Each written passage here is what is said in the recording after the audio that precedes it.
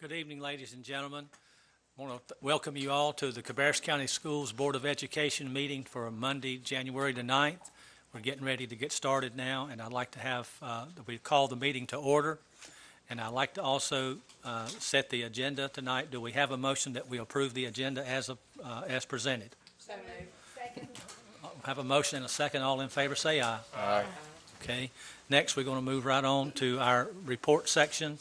And at this time, I'd like to ask Ms. Kelly Kluttz to come to the podium. She has the first report tonight, the construction budget report. Ms. Kluttz, thank you.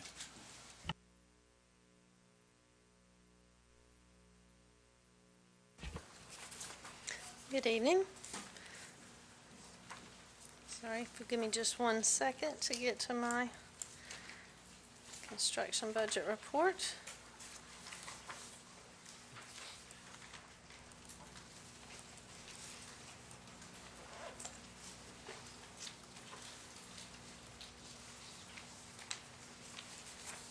Okay. As I make it a little bit bigger so that you can see it, if you have any questions, I'll certainly take those at this moment, but we had very little change in our construction budget report. Essentially, the only balance we have is the Harold Winkler Middle School.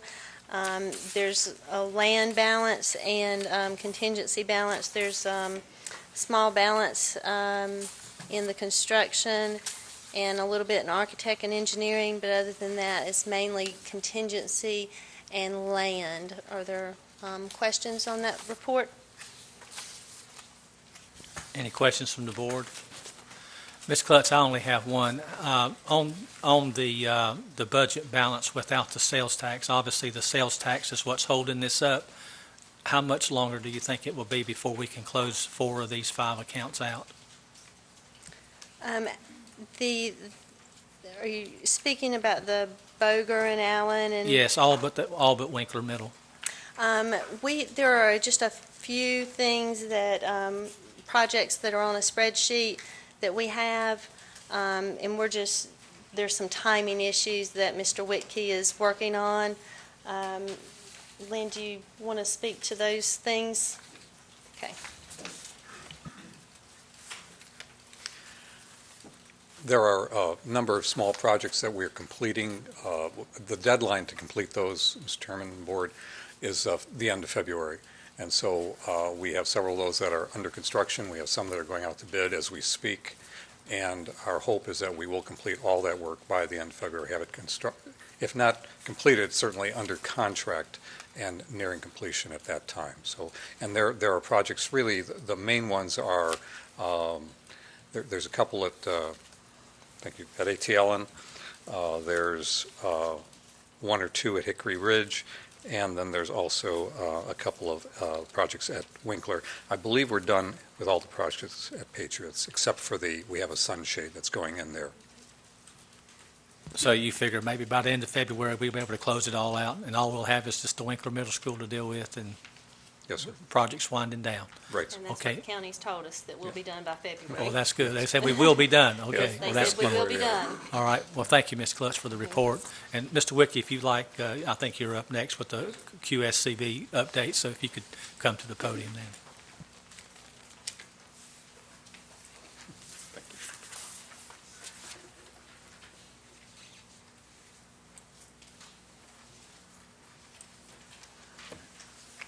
I think if you can, go to the first item, which is the sorted, I'm not sure why I call it sorted, but it's, and let me bring this size up a bit so we can all see it. Oops, a little bit too much.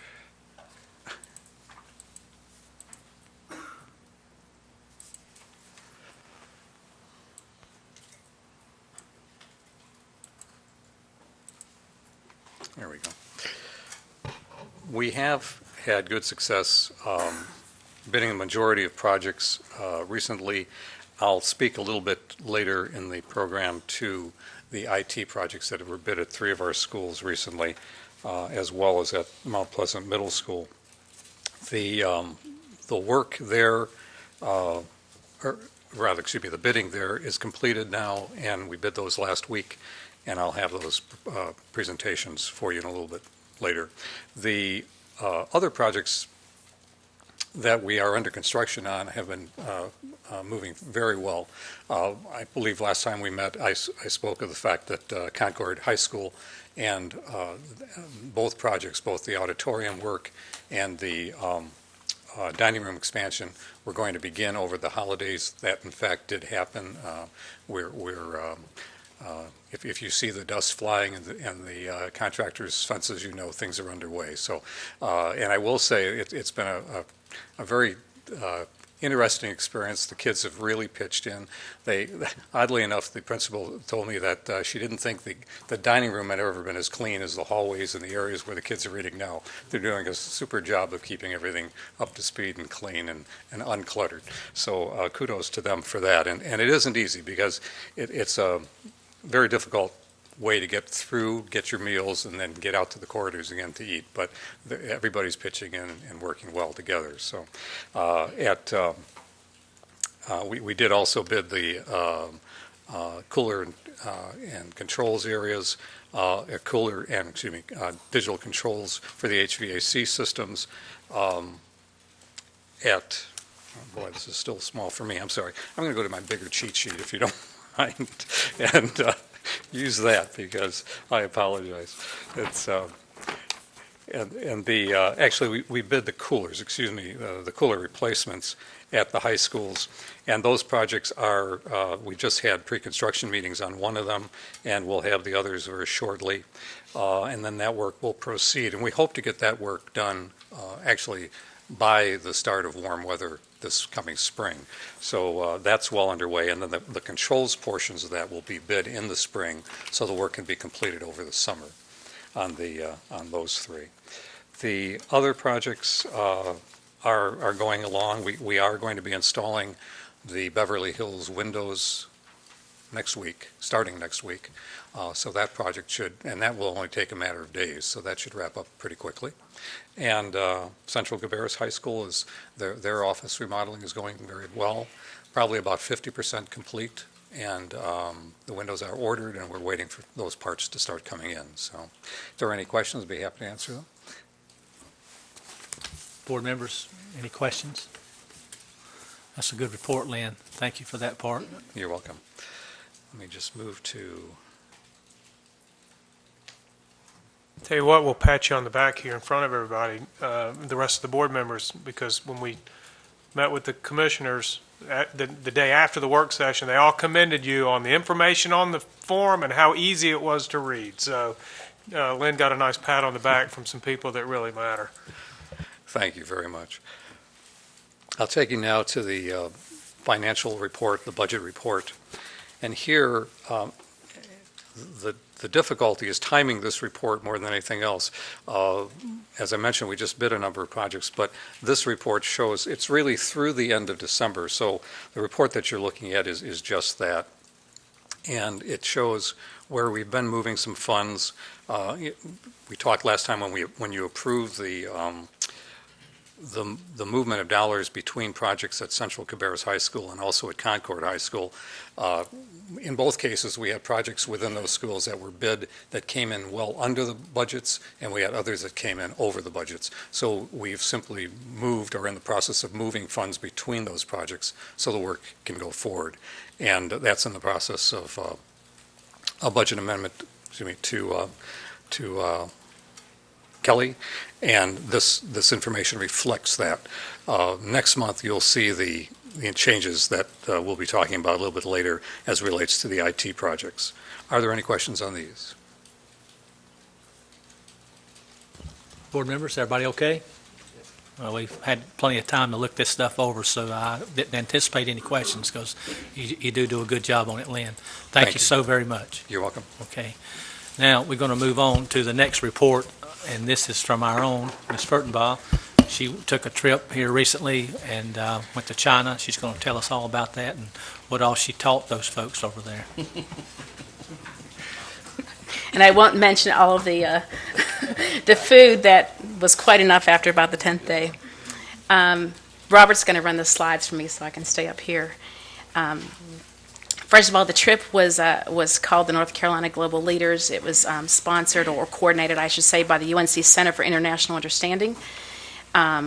We went from November 7th to 19th inclusive, so it was quite a rapid and fast-paced 2 weeks. The opportunity that was presented to us as a board was actually made possible by the Robert and Miriam Hayes Charitable Trust, which I will thank them again publicly now. Todd Adams from Kannapolis City Board of Education and myself were provided the opportunity. The UNC Center for International Understanding organizes different types of trips, and in the past, Ms. Blackwelder and Dr. Shepard have participated, as well as, I think, some staff members. Our particular group membership was focused on the North Carolina legislative members, along with 2 of us from the K-12 environment and several from the NC State and UNC universities. The places we visited, Beijing, which is the capital of China, Shenzhen, which is the Chinese economic zone. This is actually right across from Hong Kong, and we couldn't go across to Hong Kong because some of us had enough entries and exits from China on our visas, other ones did not. So unless we could do it as a group, we couldn't go. So shame on those who have used up all of their entries and exits. We were anxious to do that. We did take day trips from the major cities where we stayed to visit private and public companies, including some North Carolina-based companies, and Fudan University, which has an exchange program with UNC Wilmington. And they were actually, one of the UNC officials who was with us actually signed a continuation of a memorandum of understanding to not only continue their relationship, but expand. So that was quite a nice learning experience. I've actually done this with pictures, so I can share some of this with you. We did formal visits to the People's Congress of China in Beijing and Shanghai. These particular pictures, some of you might recognize on the left in the photograph, Senator Pete Brunstetter from Winston-Salem, along with the leader of the People's Congress of Beijing, and that building is actually the People's Congress building in Beijing. These were very formal presentations. You know, we all watch the news and we see the president and dignitaries, the Secretary of State and whatnot in the United States go into these rooms, and there's very much a protocol on where you sit, and the leaders are in these kind of comfortable, sometimes well-decorated with lace and whatnot, chairs up front, and that's where Senator Brunstetter got to sit as the leader of our delegation. So being a board member, I was about 2/3 the way down the totem pole as far as the if you will, the rank, I guess you would call it, of the group. But that was our very first day there, and we walked in there, and we were, if you will, prepared. We had orientation. We were prepared for the circumstances that would occur. And behind the Chinese leader's chair is where the interpreter sat. And so it's kind of interesting. He sat very low, almost on a stool, so you couldn't see him. But we would just hear this booming voice interpreting for us. So, okay. We were considered an official delegation. We had group photos everywhere. In fact, at one of the companies, they actually took the photo at the beginning, had the photos printed while we were there, and gave them to us in a frame as we walked out. So the speed of photographic technology today. But I just took a picture of was not at the Hawaii company, but this was actually the People's Congress of China building. That was our very first group picture. And like I said, the dignitaries, the rank always stands in the middle, and then everybody kind of flanks beside them. So there were a lot of formalities, and like I said, we were prepped. We had an all-day session up in Raleigh on being prepped for this. Gift exchanges are very common in China, and I brought back to the district the gift received from the middle school that we visited. Each of us within the delegation led one of the visits, so I did the middle school and Todd Adams did the university because of the education affiliation. This was at actually the China's Friendship, and I forget the proper name of it, it was a very long name, who were our formal government host for the entire trip, and they had one of their folks with us at all times as we traveled and stayed in the hotel with us and everything. So this was the world's longest table. We had probably 25 or 30 people seated at it across from each other. Quite a nice meal, and certainly I'll say a lot of good information exchanged. It was, I thought, very fascinating. You all know I'm a kind of a study or research paper person, and it was quite fascinating to just hear their perspectives on things. So, one of the takeaways I think a lot of us were astounded with, and there was one of the senators I would kind of go walking down these streets with because we were just amazed. But if you look at the picture on the left, in the foreground you can see what looks like very low buildings. That's actually almost like a tenement camp. And then there's high-rises next to them and office buildings. And so this is literally a block apart. These two pictures were not a block apart because I took this from a bridge, the picture from a bridge, but then I was actually in this corridor between these buildings that was right on the edge of the city. We actually went walking back there. But, when we look at, the Chinese are trying very hard to show a picture of prosperity. There were cranes beyond belief all over the cities, building buildings. But then one of the things we learned, we had an evening with some NC State and UNC alumni, and one of the NC State fellows was an architect in China. And he said, yes, it looks like prosperity, but the challenge is that there are no real building codes. And their buildings are built for a 15-year life cycle. So to our architects who are here, can you imagine building, a high-rise, no less, apartment building to a 15-year life cycle? So it was heartbreaking at the same time. You heard all these things about the prosperity end of it, but then you saw the reality because we were free to go wherever we wanted in the city. We had our visas. There was really no restrictions. And when we had a little bit of downtime, or even when we had time where we had 45 minutes to go explore something, sometimes we would wander off and go into these side streets, always in pairs or three, but never alone. But it felt very safe. The middle school visit, unfortunately my camera battery died, and so I have to get Todd's pictures, but I did get one picture off. One of the things, and just notable, if you look up in here, and I see we have the AD from Northwest and some of the coaches, but if you look at this picture, and if you look up at where the door is open, kind of on the right, on that stairway bridge there, that is where their PE teacher stood to supervise the activity in the yard. It almost reminded you a bit of a military feeling because the school buildings were around this yard, or maybe even a jail feeling kind of thing, but the supervisor was standing up there. And so they were not down in the yard with the children. It was very different kind of feeling, very formal. All of the schools seemed to wear uniforms. The only distinguishment, which we could observe, and we asked them about it, was they wore different color scarves for the grades. So when you were the older student in that particular school, you didn't have to wear a scarf anymore. But if you were like, say, a 6th or 7th grader, you wore different scarves than the 8th grader or the 9th grader. So, okay. Just some notes about that. We were warmly welcomed. They were very excited to have the guests from the United States there. As I mentioned, the opera master out in the hallway outside the boardroom door here. So thank you for displaying those, Dr. Shepard.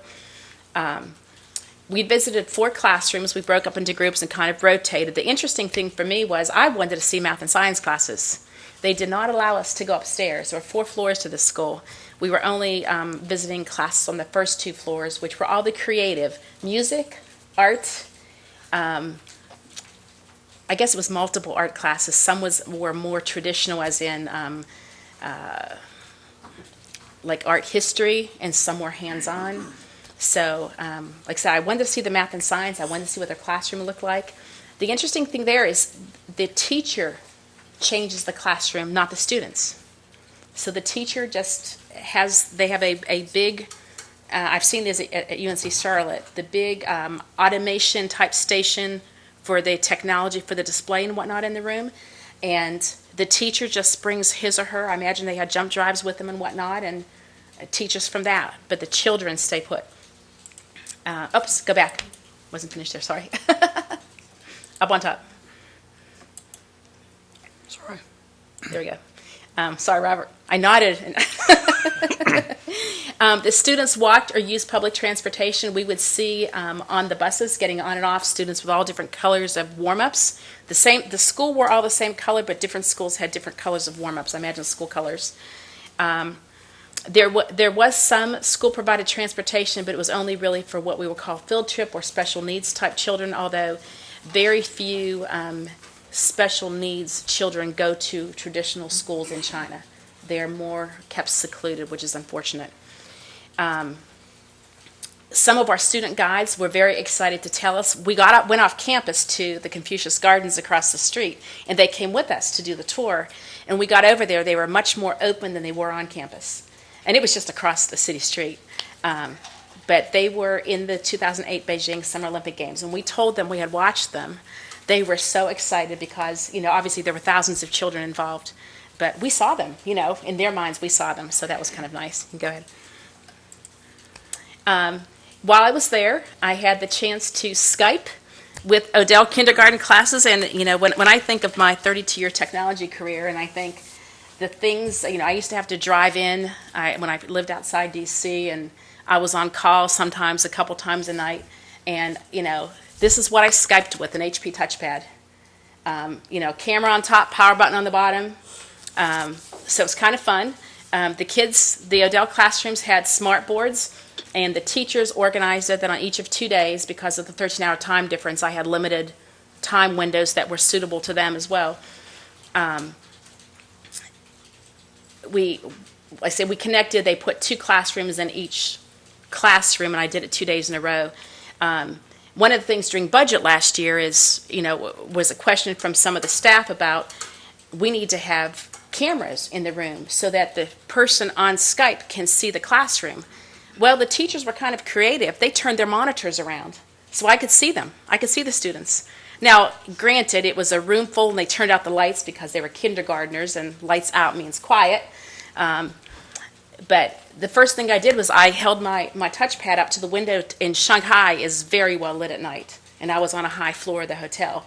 So I showed them the lights, and you could just hear all the kids amazed that, it's dark there, how could that be? So, of course, the teachers went through and explained some of that to them. But we had not only Odell administration, some of the folks joined us. We also, it happened to be a time period where the visiting students from Harris Road Middle School were there. And so they joined the sharing as well.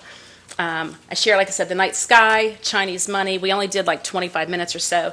Dragon fruit, which is or purplish red and green on the outside, and inside it's white and black. I actually cut it in front of them. It's very soft, like a kiwi, so I cut it in front of them and showed them on, and they were just astounded that the colors were so different, and couldn't believe that I was going to eat it. But I had a Chinese soldier stuffed bear that I brought home, and what I think was my great find, and one of the House representatives who went to a bookstore with me actually found this for me. It was a Disney Chinese English word book that had all the Disney characters with the different words in Chinese and English. So everything from the numbers to all the basic words that maybe, kindergarten through 4th grade would use. So I held up some parts very close to the camera so they could see specific words, and then the teachers participated on the other end and showed them. And the kids asked questions like, do they have bathrooms there? And so the teachers had to interpret a little bit from what I understand because of the questions they were asking in these little kindergarten voices. But like I said, I thought I had a great time with it, and I hope they did as well. And Dr. Shepard, I think your wife was actually there one day. She was. She saw you. Yeah, and I didn't know that until many days later. Oh, by the way, Mrs. Shepard was in the room with her Harris Road students. You can go ahead. So from a sightseeing standpoint, we really only had one day off for sightseeing. We did, as I mentioned, walk around town just to kind of get a feel. Walk through Tiananmen Square on our way from building to building, and we were in business clothes for all but one day of the entire trip. Visited urban planning museums. Really, the Chinese are very proud of how they've built up and have shown prosperity in Beijing and Shanghai. But again, it was this conflict for me of these kind of tenement camps next to a nice building. It's like, we're not there yet. And I know we have that in our inner cities, but it was such a stark contrast to see continuously. Temple Heaven, I'm going to show you a picture here coming up of my activities at Temple Heaven. Confucius Garden, the students took us there, and of course Great Wall and the Forbidden City we visited on our sightseeing day. So, and you all who know me in my little half marathon craze of the last couple years, one of the ladies from NC State and I ran right out there, and we're way back in the far right, so you can't see us when they took the pictures. We started the circle and we're working our way around with the other folks participating. But let me tell you, that was exhausting. And we did it in like dress clothes, so it probably wasn't the best But we had a great deal of fun. So, of course, visiting the Great Wall. And Dr. Shepard, you visited as well, didn't you? I wasn't sure how far you climbed. I mean, we set our time limit at 30 minutes up so we could get back down. Further than Chris Lauder did. Okay. And the market in Shanghai, I mean, is a fascinating market. A lot of fresh fruit and vegetables and whatnot. And if those of you who know, I grew up in Mount Pleasant, Pennsylvania, southeast of Pittsburgh. And even though they lost last night, that's okay. This fellow here had this brand new Steelers sweatshirt on, didn't speak a lick of English, but his family who was with him spoke English, and thought it was comical that I knew where the Pittsburgh Steelers were and even had gone to their training camps as a kid and whatnot. And so he took the picture, and they explained to him in Chinese then, and he just loves the Steelers. They said they don't know why he caught on to this fascination with the Steelers, but so I had to include that it really is a small world. So. And last but not least here, there was a Charlotte reception for the 25th anniversary of their sister city relationship, which we were invited to. That's Todd on the right from Kannapolis, and Mayor Fox, of course, in the middle, that we were invited to participate in and talk with. And interestingly enough, one of the ladies I talked to there was from Selgard, because they timed a trip for Selgard at the same time to go, because Mayor Fox had apparently had something to do, or the Charlotte Chamber or whatever, had something to do with helping to get Selgard here. So, and takeaways, had lots of bus time and plane time to corner North Carolina legislators and university leaders to talk about educational topics, and certainly made some new legislative and university contacts for future CCS needs. There are some situations that I was unaware of, funding opportunities and buckets of money, that when we run into some construction, transport, DOT issues in the future, perhaps we can use those resources. A heavy focus of our trip there was about North Carolina business opportunities through commerce and ag. And for example, one little tidbit: did you know this was the first year that the ag department helped to export Christmas trees to Costa Rica? So when you think of North Carolina exports, you don't think about Christmas trees, but they exported this year. We observed China's heavy desire to appear more Western, but yet they're still wrapped in the history of their past. And that was, I feel like I'm kind of a social justice person at the roots, and that was a real struggle to see that. And I think of my cousin and his wife adopted 2 little girls from China. They're now in elementary and middle school, but I think how fortunate they are to not be in that inner struggle that China's having right now.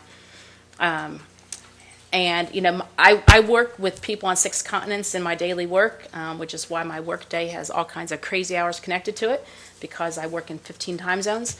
But it enhanced my appreciation of my HP colleagues from all over the world. And I think they were fascinated. They were anxious for me to come back and find out how I liked it. And then just to reiterate how small the world is. So thank you, Mr. Chairman.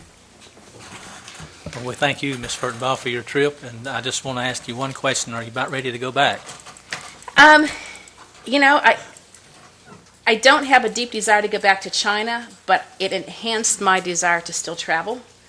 That, I've been in a few other countries over time, and I was just telling one of my colleagues in the UK today that in college I was in England when the Queen had her 25th anniversary. I took my daughters back when she had her 50th Jubilee some years ago, and she's approaching the 60th now. I don't think I'll make the trip for the 60th, but, I hope to do some more exploration. So Well, that's thank a good thing. Thank you, Cindy, very much. I traveled myself one time a number of years ago. I went to Russia, spent 12 days there, and I was never so glad to get back to the United States. I didn't kiss the ground, but I could have, though, very easily. That was before the fall of communism as well.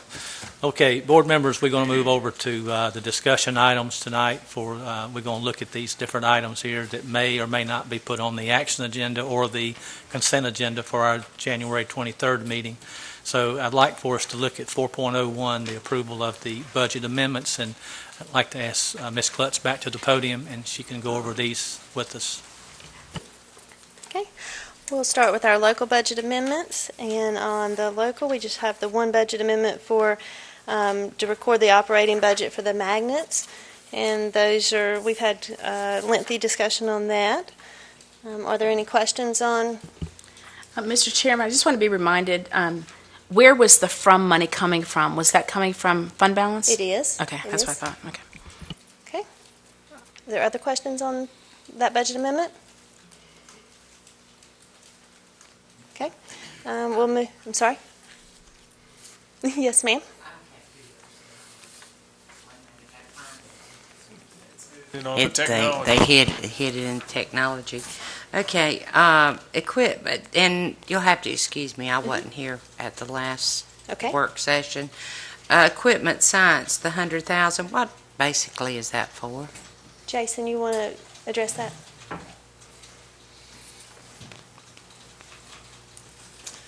That's 50,000 for each of the schools, so 50,000 for Central Cabarrus and then 50,000 for Concord High School. The level of science that they're required to do in each of the programs is very high level, very high experimental level, lots of technical equipment that they're going to need for testing and hypothesizing. The best way to give you an example of that is in an upper level AP science course, for example, that our high schools offer right now, they're reproducing experiments that have been done hundreds and hundreds of times, whereas with the IB and the STEM, students are encouraged, and part of the program is that they're doing their own hypotheses and testing those hypotheses that are very different from things that have been done over and over again. So they're using new equipment and high-level technology. Well, it's not under capital, so it's not equipment. This is equipment, but it's not, well, they've got the capital, it's got the computer, but you're saying this is different type of equipment. Yeah, this is lab material. Okay. Yeah. And you're saying 50,000 for each of the lab equipment. Yes, ma'am. Okay. And is this a one-time cost then? Yes, ma'am. Okay. Thank you. Okay, and we'll move on to our state budget amendments. On the state, we have some reimbursement of substitutes from the state. We also have an allocation of developmental day, and that's our EC allocation. We also, and you'll find this as good news, we'll have an allocation of charter schools, and that's an indication that our magnets are doing well for us. The state projects the amount of students that are going to go to the charter schools at the beginning of the school year, takes that money from us, and now they've done an actual count, and they're returning approximately $80,000 to us based on those actual numbers. So that's good news. You're also seeing our mid-year adjustment for transportation. That's $385,000. Now that's money that we were expecting. It's not something new. And then a small adjustment for license and title fees to transportation at the bottom. Are there any questions on that budget amendment? I'm sorry. There's one going back. I know that they were looking for grant funds. We never did get any grant funds on the, I'm sorry, I forgot that. Magnets? On the magnets. That was, that was my stipulation. We just received a grant from, I can't remember the company, for Concord High School, $6,500. We've been in touch with the Congress office, and they've given us 2 leads with NASA. One's a direct proposal where we directly solicit for a grant with NASA for the planetarium initiative. So we're working on that. The one that you had given us earlier, that timeline had expired, so that one is not available currently, but they gave us 2 other leads that we're investigating right now. So Okay, that's so exciting. we did get one then. Well, it's not, yeah, we did get one for Concord High School, yes ma'am. Okay. And we're investigating 2 possible leads with the Congressman's office for the planetarium with NASA. Okay. Thank you. Yes. All right. Okay, Are board there members, any- do we have any other questions on the budget amendments? Okay, do we have a head nod from everybody that this will go to the consent agenda on January 23rd? We all good for that?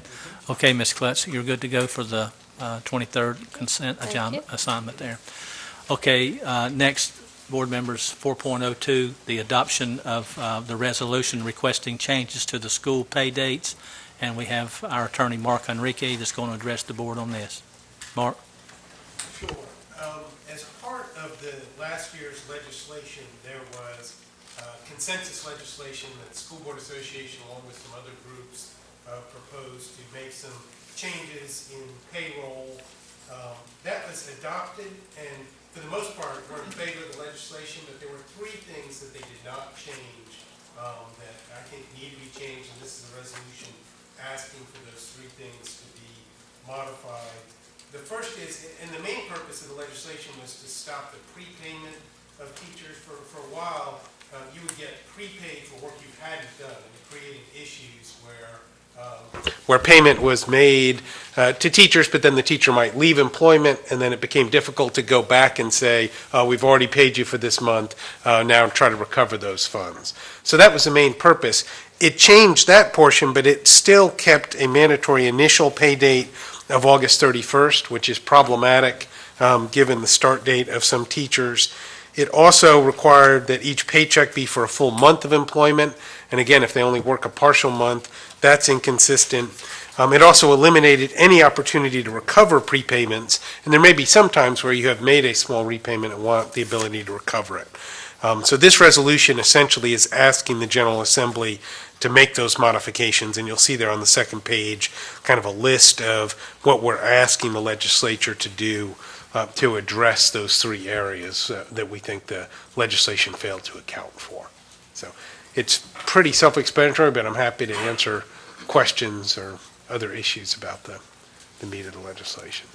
Okay, board members, you've had the resolution to review, and Mark has given us his perspective. So do we have any questions or comments, concerns? Ms. Furtenbaum? Mr. Chairman, Mark, is the NCSBA, is there a collection of school boards who are looking at this kind of legislation? I'm wondering what impact we can Right. have, or if we want to perhaps share this with other districts. That's a good idea, and I'm not sure, I don't know who else is looking at it, and I'm not sure who actually prepared this draft. I mean, I've reviewed the legislation and this resolution. I didn't draft it, so I assume somebody Who prepared it? provided. Do we know Dr. who Shepherd? provided it to us, Dr. Shepherd? Was it through the association? Okay, that's what I thought. I think that the association has sent this out to school boards for consideration, so I think it's gone out to all the different school districts. Thank you. Okay, board members, are we all clear? Okay, this will be added to the consent agenda for January 23rd. Okay, board members, we're going to move on to 4.03. This is the approval or the discussion of the North Carolina Virtual Charter Academy. I'd like to ask Matthew Fail. He's there, he's waiting. I like it when you guys are ready, so we can roll. Thank you. I try.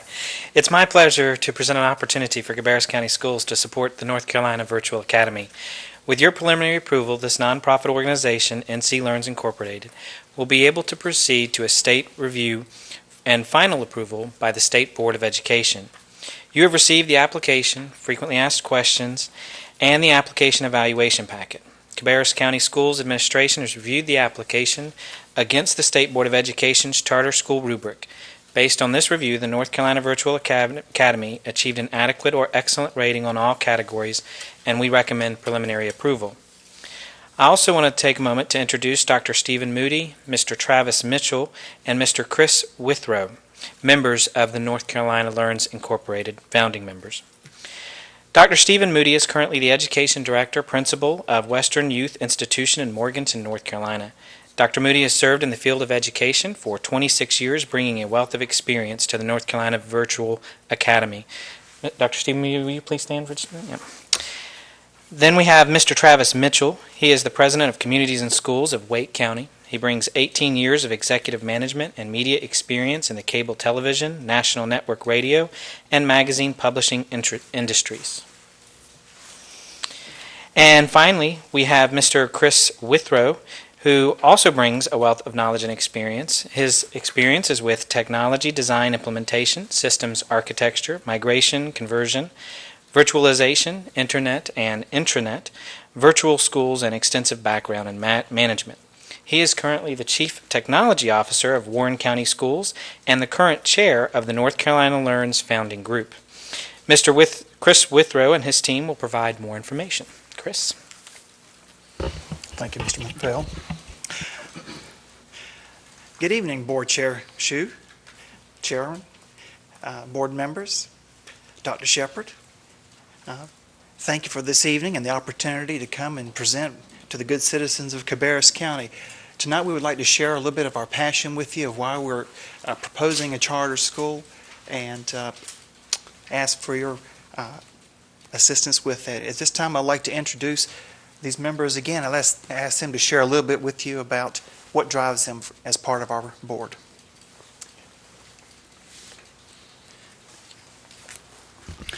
Once again, it's a pleasure to be here tonight.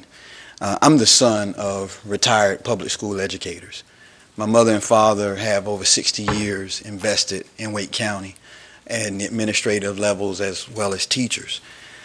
I'm also the head of Communities and Schools of Wake County, and our vision is to help schools remove the barriers that put students at risk of wasting their potential.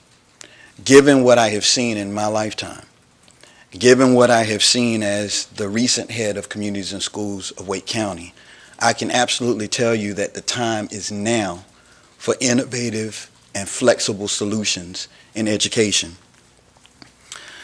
A virtual school without walls that is responsive to the unique challenges and rapidly changing environments that our students find themselves in is absolutely a necessity. I leave you with the story of one of my students. I'll name her Mary to protect her identity. She is an honor student. She is a straight A student. But these economic times have rocked her family. They are homeless, and yet she has maintained a straight A average. We are working to help her mother get a job. But could you imagine if she had the flexibility to be able to be enrolled in a virtual online charter school, just how much further along she would be, even though she's operating at the top of her capacity. Right now, in the state of North Carolina, we have an opportunity to do something that can be a true model for the nation, and I ask for your consideration of our proposal. Thank you. Thank you, school board members, for giving us the opportunity to come and speak to you.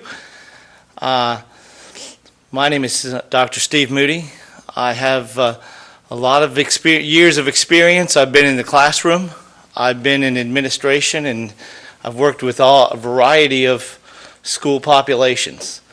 I've taught something at almost every grade level. And so it's exciting to me to see an opportunity such as this come along that provides a way to access education and see exciting things happen for all different kinds of school populations, for all different groups of children and students. I work with at-risk students right now. In case you didn't know, Western Youth Institution is a prison.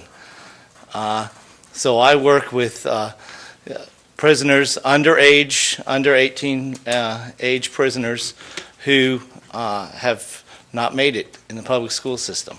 And so I'm excited to see an opportunity come along that will reach all different kinds of students all across the state of North Carolina.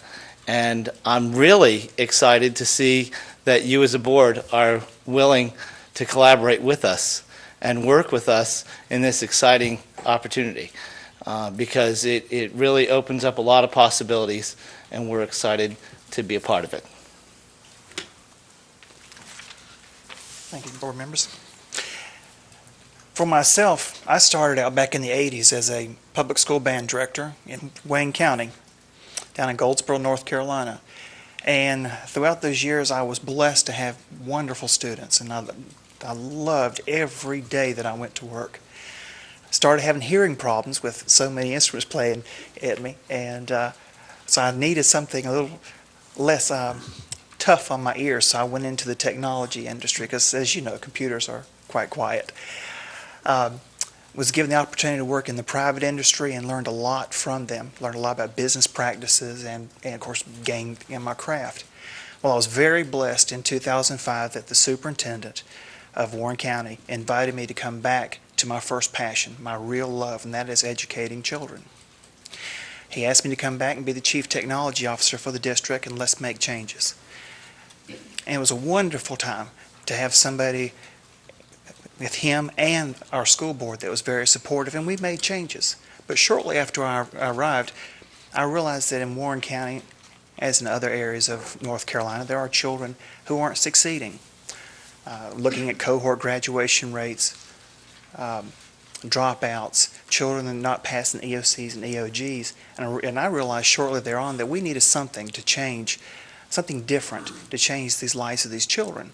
So I spoke with the superintendent about starting a virtual school for Warren County schools, and he gave me the approval of it, and then I began building what is now called Quest Academy.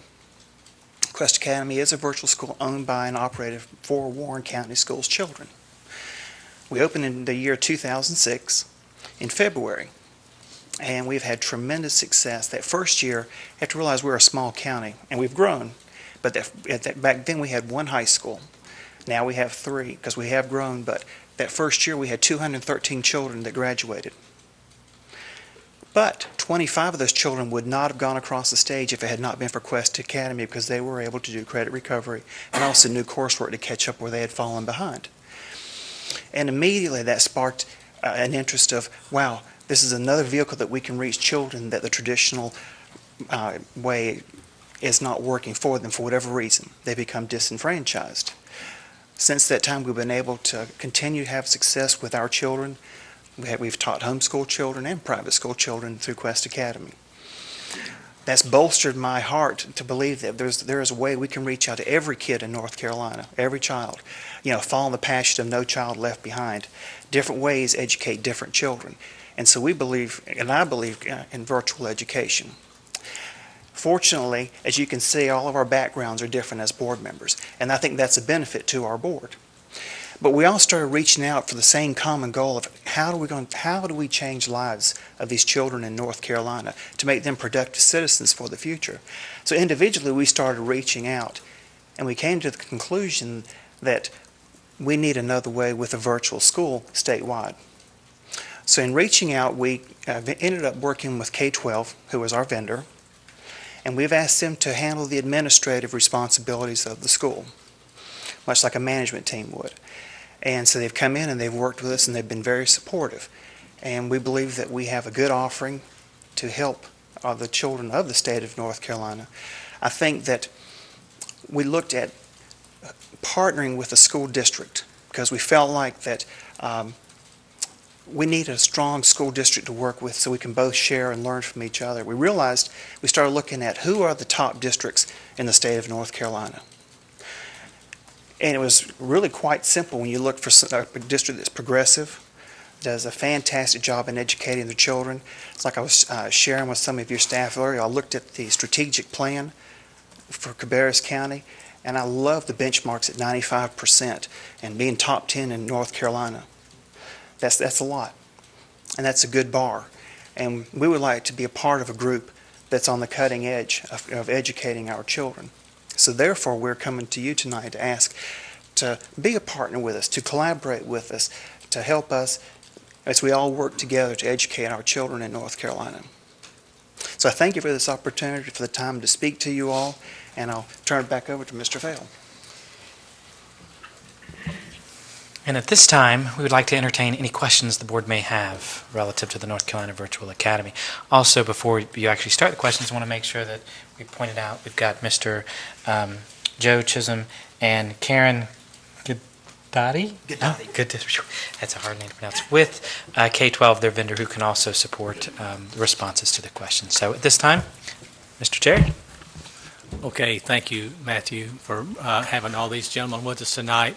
Thank you also for the kind comments. It's always good that other folks outside of the district recognize that we are doing a few things right, and we are recognized throughout the state as being a top leader in education. And before we get started with the discussion, board members, I know we've been looking at this thing now for several weeks. Actually, we've discussed it one time. We only had 5 board members present at that particular meeting, and I want us to have a good, open conversation tonight, a good open discussion on this. questions that you have. We want you to feel free to ask those questions. Hopefully, we'll get some answers tonight, because we are going to be expected to make a decision on this one way or another sometime in the real near future, because there is sort of a timeline for this to be done. And without wasting any more time myself, Ms. Furtenbaugh is one of our technology people. She's one that's been working with the North Carolina Virtual Public School for 8 years, and she's been working in this type of technology for quite some time. So, and since she wasn't here, and also Ms. Carpenter, I don't think you were here for our last discussion. So what I'd like to do is open up the discussion tonight with Ms. Furtenbaugh, and then we'll move over to Ms. Carpenter. And then I'd like for you to remember that this could be a very lengthy discussion. Keep the time limits there in mind. And I'd like for those of you that haven't spoke yet, have a chance to speak before the ones that have speak a second time. Okay, we clear? Okay, Ms. Furtenbaugh, if you'll start this off. Thank you. Thank you, Mr. Chair. And I will just say, Mr. Chair, I'm not asking for any answers to my statements. I've already requested information from Dr. Shepard, so I don't want to get into a rebuttal type situation. So y'all can sit down actually for 10 minutes if you want to, or however long this takes me to make my comments. So, because it could go on all night if we keep going back and forth. So, yeah, first of all, you know, as our chairman said, I've been working with the Beta Commission and the E-Learning Commission for 8 years. The virtual public school wasn't actually born in 2003. It was sometime after that. So I feel fairly well informed on North Carolina, direction North Carolina, policy, law, and whatnot concerning this topic. And just as a little side note, I personally wrote my first online learning course in 1982, which if you subtract real quick, that's almost 30 years ago, when I wrote it at the end of 82. So this is something I have written, I have taught with it, and just to see the current view of virtual learning, I electively took a course at the community college last year, spring semester, to see how it was working in our, I wasn't going to enroll in the university or whatever, but in our community college system at least. So I put, as I say, my money and my time where my mouth is, because I wanted to be as informed as possible. The questions that I have asked Dr. Shepard and the staff to look at really surround not the curriculum part of it, but the policy, legal part of it, the core business questions for the district. What part of the strategic plan and goals will this engagement specifically address? We need to focus on whatever need we feel like we're missing. And that's not been documented to the board, that this is addressing a certain need, and that's why I want that answer. In October at our retreat, we had a wonderful presentation by Jason from Curriculum Instruction about the need for the IB and STEM high school programs, and we've seen the elementary and the middle be successful in their first year. So I want to make sure that we have that same kind of analysis specifically for our district. It is not our responsibility, board members, to address any perceived needs in the state. We need to focus on our business.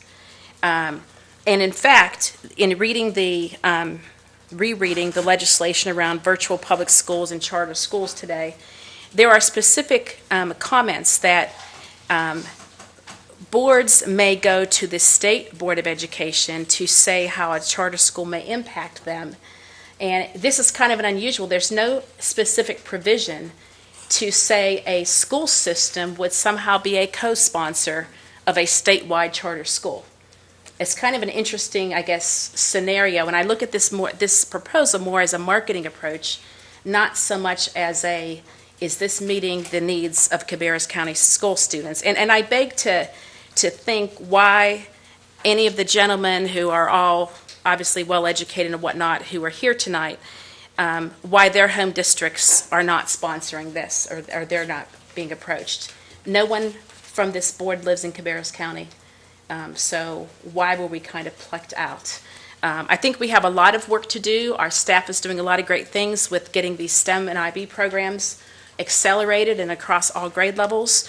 That meets our strategic plan as documented. I think we need to stay on course.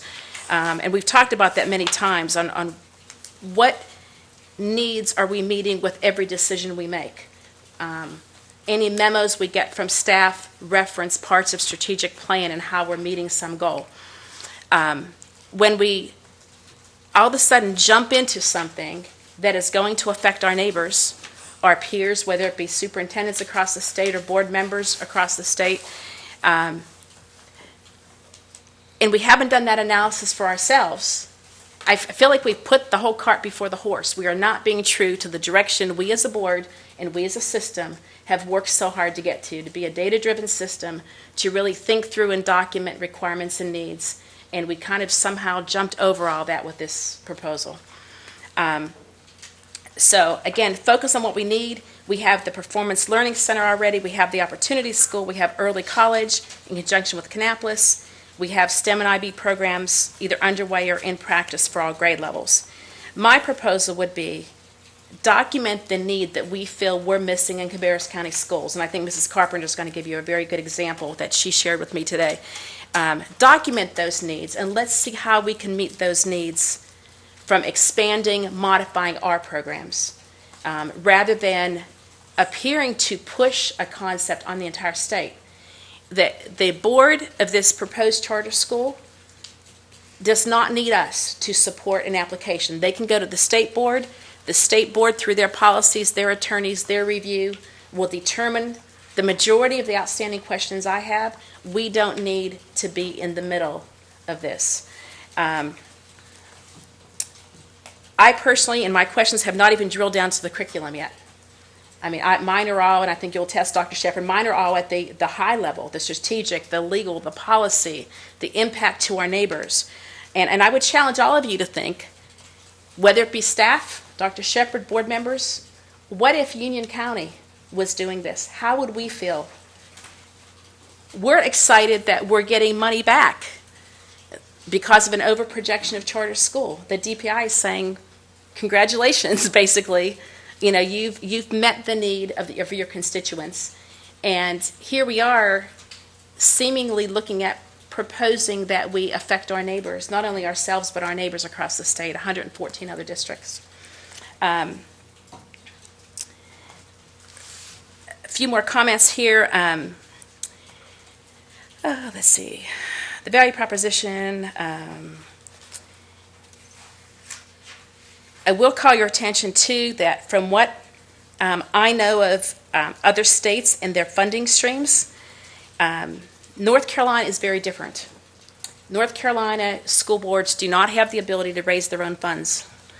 And so we as a county system are depending on state funds. North Carolina is an opportunity for this kind of a proposal from the standpoint of you can apply for a charter school and potentially service across the state. In other states, you couldn't do that because local districts have taxes which they set the rate and generate the revenue, and they manage their districts by that. And my estimation, I think, was about 80% of the country manages by local school revenues, local school district revenues, and the other 20% have some variation, not necessarily North Carolina's version, but some variation. So when we look at, and this is one of the questions I gave to Dr. Shepard, when we look at the K-12 involvement being reported as they're in these number of states, courses are sold to states, or there are specific districts like a Philadelphia charter school, specific districts who have a charter, but they're not statewide as this is potentially going to impact the entire state. In these economic times, we get clear messages from Raleigh and from the county government. Our funding is flat and has been flat. And we still have children coming in, and we still have additional special needs where, whether it's special education services, English language learners, we have increasing needs in special areas, and we have to always do more with less. We did a fantastic job, I think, with the budget last year. We had very challenging circumstances. Everything we decided on maybe isn't working perfectly, but I don't think we need to, number one, be distracted, and number two, introduce anything that could possibly change our student population in that dramatic of a way. There are many questions that I had with regard to current legislation and how it impacts. One of them, for example, in the August 2011 homeschool report, and I think this proposal is really targeted at homeschool curriculum more than anything. The legislation for charter schools says that a charter school shall not be affiliated with a non-public sectarian school or religious institution, but yet in the homeschool report, 65.3% of them in August of 2011 report as having a religious affiliation. So there's a conflict there that I don't want us to be held responsible for. And I will tell you, I mean, many of you know this, I'm a product of private schools, except for kindergarten. That was my parents' choice. They sent me there, they paid for it, but yet my job, and Grace, not to steal your wording that you shared earlier, but my job is to support public education and be an advocate for those children who are in our system and to help my peers across the state, other board members, support the public school students they service. So, again, I have far too many questions. I think this is a heavy risk, low reward for our district, and I think if it's something that becomes available, then we can make use of it. But I don't think we need to be in the middle of recommending the proposal. Thank you. Thank you, Ms. Furtenbaugh. Ms. Carpenter, if you want to make your remarks. Thank you, Mr. Chairman. One thing that Ms. Furtenbaugh made a comment, and I have to ask the same question. The gentleman that had gotten up that said he was from Wake County, I would first of all ask, well, why didn't Wake County step up to say, wanting to do this if it's, so innovative? Because Wake County has always been very innovative. Or has any other county, have they been asked? That would be, first of all, my first question. Secondly, we just said we've gotten $80-something thousand back. Was that correct? Of course, that's something that we have when we started the magnet programs. Now, y'all all know where I come from when we start talking about money. We talked about grants, and we've all said when we started the magnet programs that we were hoping to bring people, is this not correct, from private schools or from charter schools to help pay for this. Well, here we're growing and we're saying, we're talking opposite of what we've been talking about. This is opposite. We're taking that money back away. So this is opposite of what we've been talking about. We'd be taking it back out. So this is not what we've been saying we want to do. We'd be taking that money back out of what we've been trying to get. We'd be taking those students back out because we probably would, if we started something like this, we're going to lose students, I would think, because students that maybe would be coming to our system would turn around and maybe leave. So I would be real concerned. But what Cindy was referring to, when this all started, the one thing that I was thinking would really be a plus, and this is one thing that I have worked for over 5 years that has been of concern to me, that we have not been addressing, I feel, as a school system.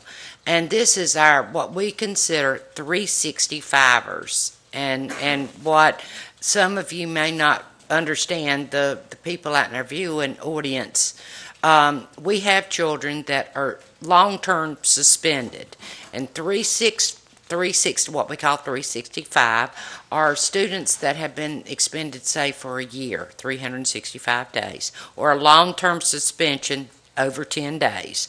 That can be 21 days, but when you're saying 365, those students, it's usually a very, very, an offense. It could be guns, it could be drugs. It's a very, very severe offense. And those students usually are not allowed back on the premises of the school. And a lot of times they would not be allowed at the Glenn Center. They would not be allowed back on school premises. And those students usually are at their home. And some parents may put them in private school, but they are there. I serve currently on the Juvenile Justice Crime Prevention Council. For 5 years or longer, we have been trying to look at a structured day program. There's a program like that right now over in Davidson County, some of the other counties, where they will accept these students.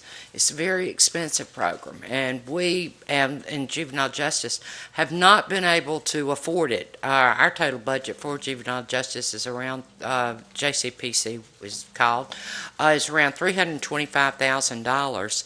And so to start just a part-time one is around at least $200,000 to $500,000. But this program, and when make a long story short, this was my hope. This might be something where these children could go into this program.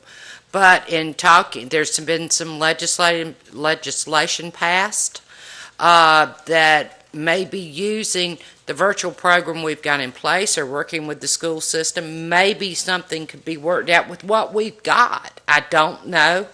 But, this was my hope in looking at this. And this was the one good thing I saw could come of just this. But, two, I don't know how many children we're looking at. I wouldn't want to jeopardize some of the other things we have just for this one thing. If there's something that we could do that would allow us to help these children do off-site, do virtual. As Ms. Furtenball had mentioned, we have some virtual things we've been doing that's been successful. The one thing with the 365ers are long-term, that a lot of times those are the children that we see drop out. That does affect our dropout rate. These are children that need the extra help. This is an area that I want to see us maybe do something about. That's why I was really excited about maybe this is something that we could do. But I don't want to put all my eggs in one basket, and I don't know if this is because there's other sides to this, and I think Ms. Furtenball did an excellent job of mentioning this. What is this doing to our other school systems across that we have to deal with, that we may have to work with? Some of our smaller districts, this could be detrimental to them. What it could be. Looking in this, we've got to look at, we really do. We're responsible for our school system, for our children, at educating ours.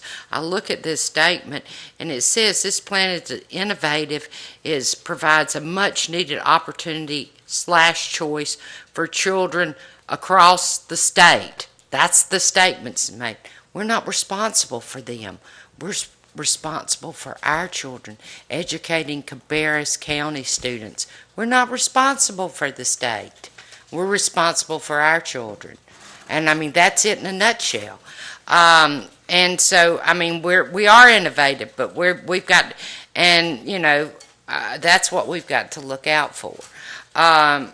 Again, I want to make sure that we are doing that we are, some of the other questions that I had, and I think Matthew got most of all my questions answered in the email that I had. I wanted to make sure that they were going to do the exceptional children, which you did acknowledge that was going to be done.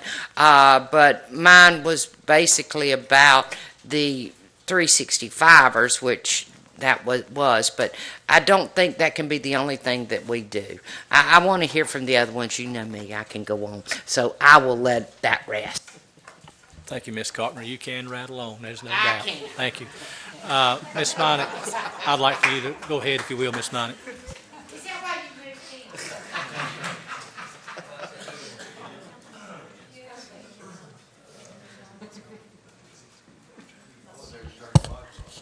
I'll try not to rattle on.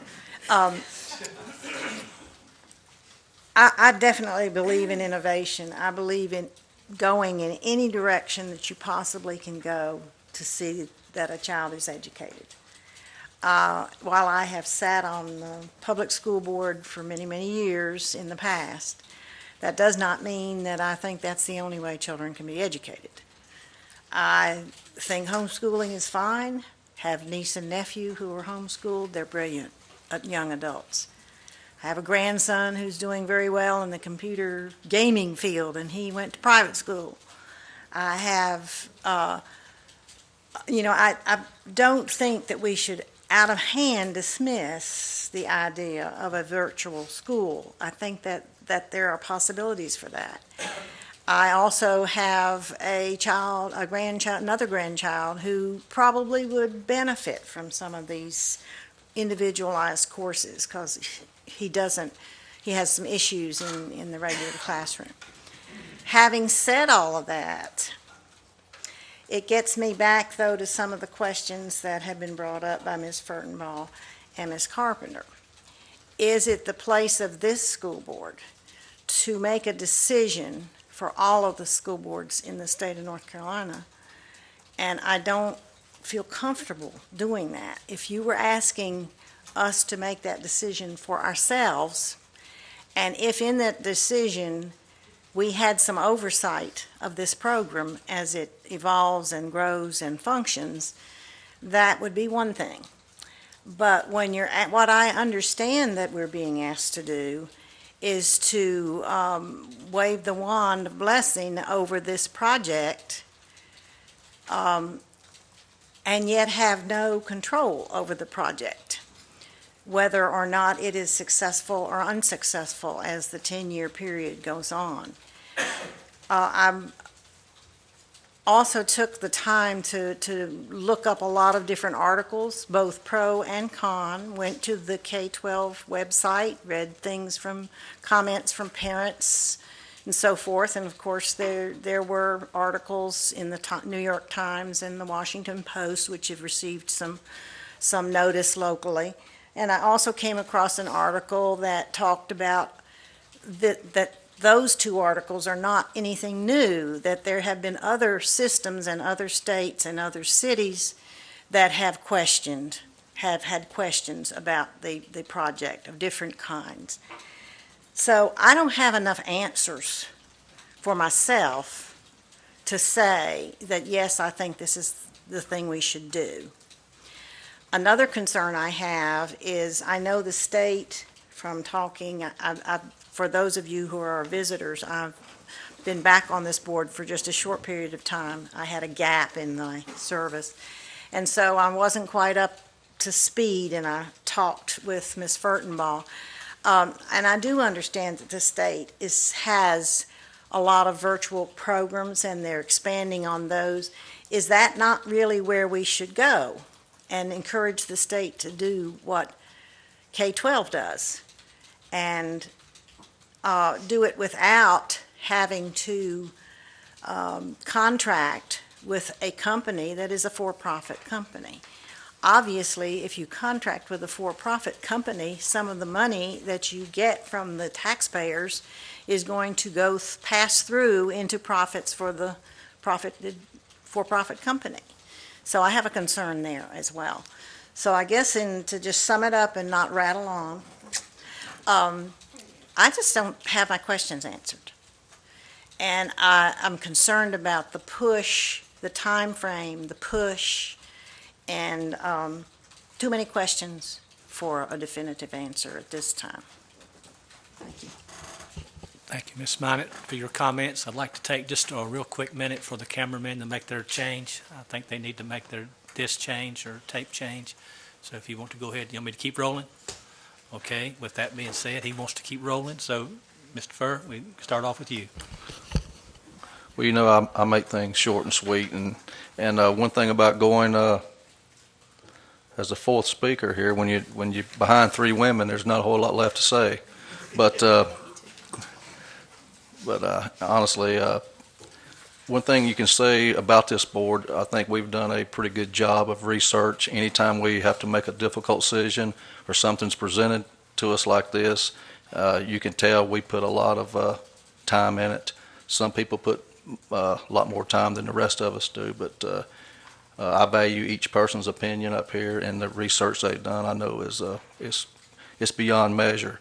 I'm not going to add anything to it. I think all three of you said we all have the same concerns. So there's no need for me to just sit here and just repeat what all three of you guys said. So I'm just going to turn it over to someone else. Thank you, Mr. Furr, and we can do with the fourth lady there, Ms. Blackwelder. Thank you, and I will not rattle on.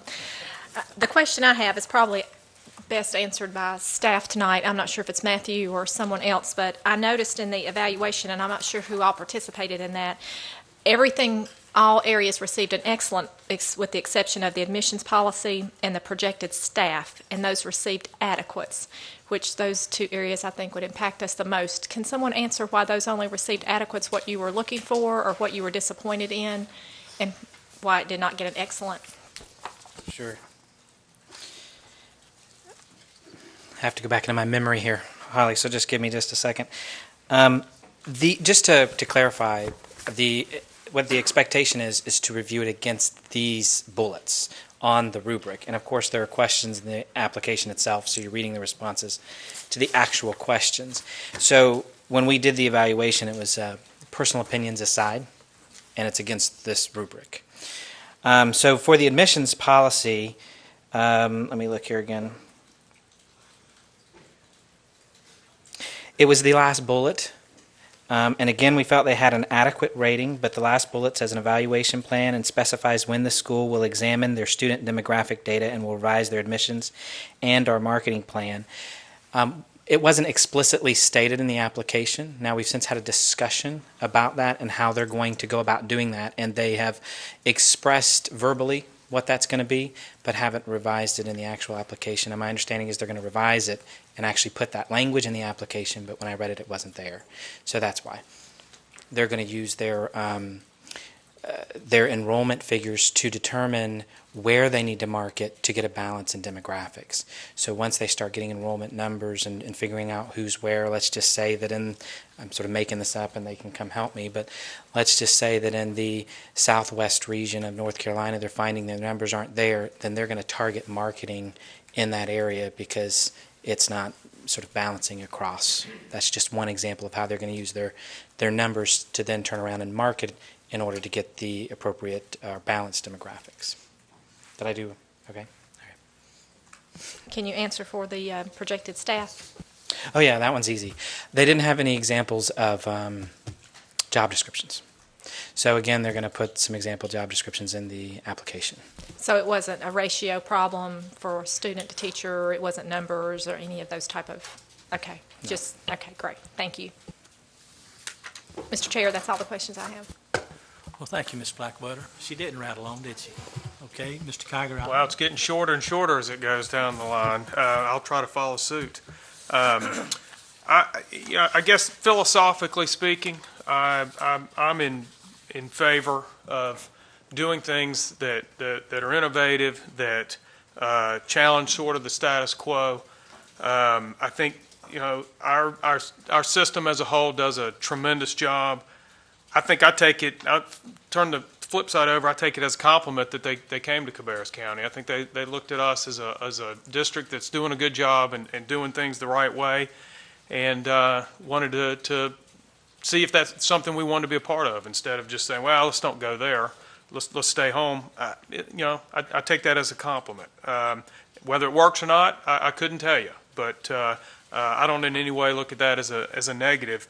One of the legal questions, I guess, are the ones that caught my eye, and specifically for what we may be on the hook for that we otherwise wouldn't be. And if that's the case, then the risk does outweigh the benefit. And I guess one of the ones I'm thinking of is maybe the Leandro, where if somebody enrolls, doesn't like what they get, all of a sudden now we're attached to the top of that. And that's the little flag that they want to run up the pole under that decision that we're all familiar with and keeps kind of dragging around a little bit. And I don't know. I mean, we're not going to get that question answered, not until it'd be too late. So that's the legal questions are out there. I think that we and the information that's been passed around, a lot of the answers I've understood and agree with, or at least have a more comfortable knowledge of what we're trying to accomplish. The one specific question I had, I guess, was curriculum and what process is in place to make sure that you stay up front, stay on the cutting edge, because if you're doing something of this type, you can't get bogged down to doing things the same way. You really, semester after semester, you got to always be out in front of it. So I didn't know if that was a comment anybody wanted to make of how to stay in front of that. Hi, I'd like to introduce Karen to answer that question. Thank you for the opportunity to answer the question about the curriculum, how K-12 addresses curriculum changes, and to your point, they have to stay out on the forefront with curriculum changes. We look at what's the test scores within the state looks like. What are we seeing that are low points for students? Typically, as an example, we see a lot of students in middle school math really struggling. Well, the problem happens before they get to middle school math. They didn't all of a sudden, as a sixth grader, start failing math. So we begin to look back at the curriculum and begin to think, where do we need to increase activity with students, interventions with students? So just over the last year, K-12 went back to the drawing board with the math curriculum for 3rd through 5th grade. Again, because the problem's not, they don't get the problem in middle school. The problem is a developing issue with the students. So in our 3 through math, we just redid it to where it now has adaptive modules automatically built into it. So when a student gets to a certain lesson assessment within the curriculum and they're not passing it at 80% or better, automatically additional lessons appear. It doesn't say, hey, student, you failed that. Here's some more stuff for you to do. It just automatically appears. If they pass the lesson at 80% or more, they move on to the next concept. So we constantly are looking at test data across all of the schools and the entities that utilize the curriculum. How can we make it better? How can we get to the point before the problem occurs? What do we need to be looking at? So that's one area that we've addressed recently in math. And when it comes to the Common Core, we're already out there talking with the leaders that are developing the Common Core curriculum, the math and language arts Common Core standards that are already out there. We're already looking back at the curriculum and what adjustments do we need to make? How do we need to make sure that the states that we work within, that they're already prepared for that?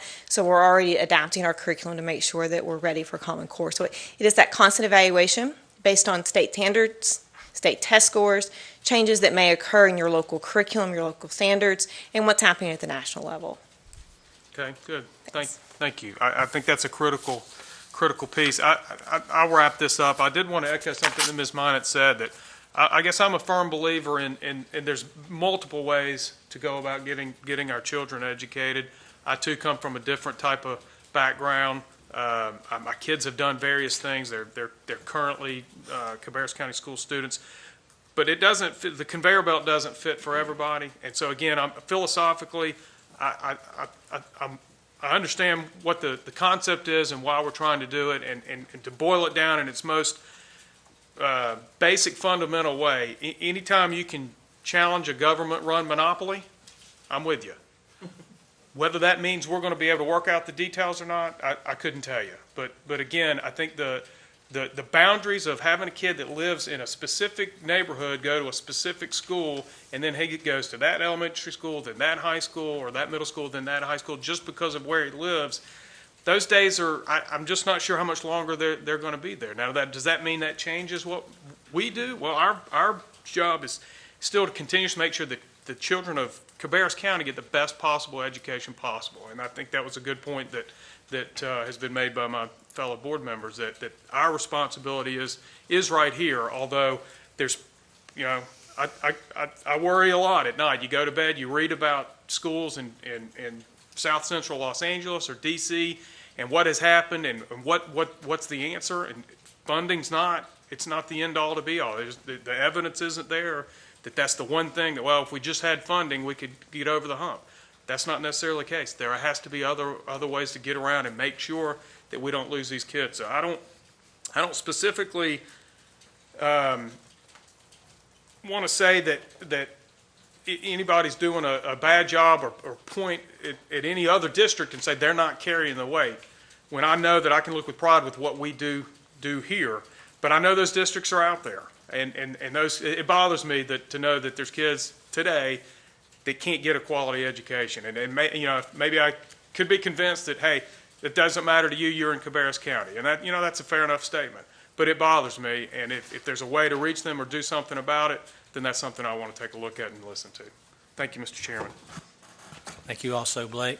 Okay, board members, we've completed round one, and I'd like to open the floor for round two of discussions. If Ms. Furtenbaugh, if you want any in the same order as we did before, Okay. if you have, let's speak now.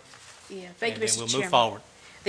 I just forgot one item regarding session law that was approved this past year in 2011, and specifically in the portion of session law regarding the North Carolina Virtual Public Schools. There's a provision that the state board shall direct NCBPS to develop a plan to generate revenue from the sale of courses to out-of-state educational entities. Revenue generated by NCBPS shall be used to offset instructional costs to local administrative units and charter schools. And then the second provision in that same piece of legislation is that the provisions of subsection A shall not prohibit the sale of the State Board of Education, shall not prohibit, this is weird how it's worded, the sale by the State Board of Education of NCBPS courses to home schools, private schools, and out-of-state educational entities. This proposal directly runs into the state's intent to sell courses and make them available to anyone who may need them. Of course, for a fee, we as an LEA pay an assessment, but to use a very simple financial example, if you take that, the total funding per student for us is about $6,500 a year. Kelly, what is it for our total local and state? Is it mid-6,000s? Okay, let's just use 6,500. The North Carolina Virtual Public School fees vary based on volume of need and whatnot, but there's something under $400. So if a high school student took 4 virtual classes each semester, a total of 8 times $400, that's $3,200. The charter school for providing that service, and that includes the teacher interaction and everything, the charter school for providing that service would receive $6,500. We use the rest of the money for our computer labs, facilities, on-site monitoring by a media assistant, whoever it is, because the certified teacher's on the other end. But we provide the kid transportation to school. We provide them the physical environment. We provide them a hot meal. A charter school doesn't have to do that, yet alone a virtual charter school. So when you're looking at bang for the buck and the use of taxpayer dollars and responsibility to the taxpayers, it is much more efficient for us to offer the courses and extend or explore new ways to use the existing virtual courses. We also have licenses for some online software that we use at the Opportunity School and whatnot. And instead of, if you will, kind of going directly against the hand that feeds us, which is the state, and in this state, it's the majority of our funding. It's in the high, or 70%, 73% range or so, right? I think that's state funding. Yeah. Yeah, I mean, when we look at the 100% and the split between state, local, and federal. We're what? 415 for state funding. Okay. No, the percentage of state funding of the 100% Okay. is in the 70%, 70+% range. So when we look at that, in the state specifically, the legislature specifically gave us an opportunity to sell North Carolina Virtual Public Schools to other entities that are not public schools, to raise money to reduce costs to the LEAs. It doesn't make sense that we would promote, and as Grace said, send money from taxpayers to a for-profit company and affect all the other districts. I say we follow on our steady course, we use what's available to us, we let NCBPS enhance their offerings. And Mr. Chair, as a final comment, because our next meeting is not for 2 weeks, I would ask the board to consider that we decide tonight, if that's the full board's pleasure, to not have this on the agenda. There's no need for a vote if it's fairly clear. The legal issues, the policy issues are well beyond our district. Thank you. Thank you, Ms. Furtenbaugh. Ms. Carpenter, you have a follow-up question? can you get me and go on down to Grace and then come back, because I'm thinking I had a question. Absolutely. We don't want you to rattle on, without cause. Go ahead, Ms. Nonick. I do have one question that came to mind earlier, and one of the representatives can answer it. You've come to us as a single county, and one of the concerns I have is that I don't feel, since I'm serving the Cabarrus County Board, that I should make a decision for Transylvania County or Mecklenburg County, which may not be what their boards want for their children. Why is this charter school not applying to the state for this situation? Why have you chosen a system rather than the state? Good evening, and thank you for the question. Ultimately, this application will go to the State Board of Education for the final approval. We chose to come before Cabarrus County, as I stated earlier, because it's being progressive and a recognized leader in education. And we feel like if we're going to start something, we need to partner with the best we can get our hands with, just like any other industry. Because knowing that, learning from what you have learned, we can benefit from that. However, saying all that, ultimately we're asking for a decision for you all to support us, but finally it'll be the decision of the State Board of Education whether it will actually be approved or not. I understand that, but can you not go directly to the state? Do you have to partner with a system? No, ma'am. We can go straight to the state of North Carolina. And that's my question. Yes, ma'am. We can go straight to the North Carolina. Why was that not done? Again, we wanted to partner with a district that we believe that we could benefit from, and that we could also provide benefits to the district as well. And the benefits to our district is in the form of monetary compensation. With that, but also we would offer our virtual courses to the district for your students to use at no charge to the district, our course materials and curriculum. And we see that's a really significant benefit to the district. Then I guess my next question is a fairly direct one. That sounds a little bit like we want to borrow your reputation because we're afraid we might not get that at the higher level. And I hate to be so blunt, but that's quite frankly what it sounds like. That thought hadn't crossed my mind, to be honest with you. So I have definitely not thought that through. Okay. Ms. Carpenter, are you ready? You want me going down to Mr. Furr? Okay. Mr. Furr, you have any further comments? Okay, thank you, Mr. Furr. Ms. Blackwelder, go ahead. The only other question I have is just about how many students, I think I asked this the last meeting, but I'm not sure it was ever addressed, about how many students in our district do you think would be able to participate in these online courses that we normally wouldn't have? And that may be a staff question. Have y'all decided how this would benefit us as far as the number of kids? I'm sure that's just a guesstimate at this point in time, but is it open-ended? Does it cease for a number, or is there just a number projected out there? Well, we do have some statistics, and I'm going to ask Joe to come up and help out with that in just a minute. But I would say that as far as for your district is concerned, it is a good way for children who are thinking of dropping out or children who have dropped out as a way to keep them back in the public school district so they can get the finest education North Carolina has to offer. But from a statistical standpoint, I'd like to ask Joe to come up and talk about that. It's very minimal, though, to your district. Thank you, and hello again to those members that I had the opportunity to speak to at your last meeting. I'm Joe Chisholm, work with K-12, a proposed vendor to North Carolina Virtual School Academy. And the question is really a twofold question.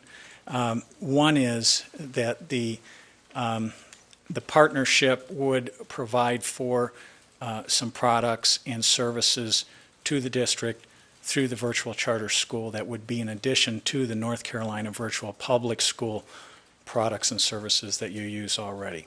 So it would be your choice as to how you want to use those.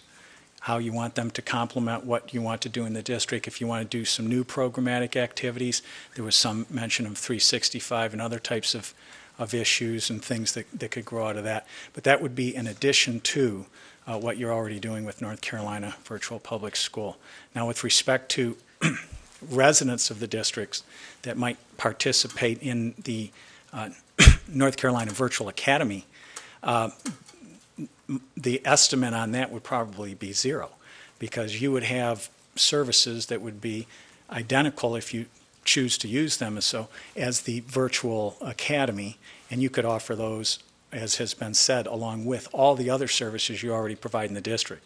So there'd be no reason really for a resident who could get the exact same services at the district level, along with all the other wonderful things you offer, to choose to go to the virtual academy.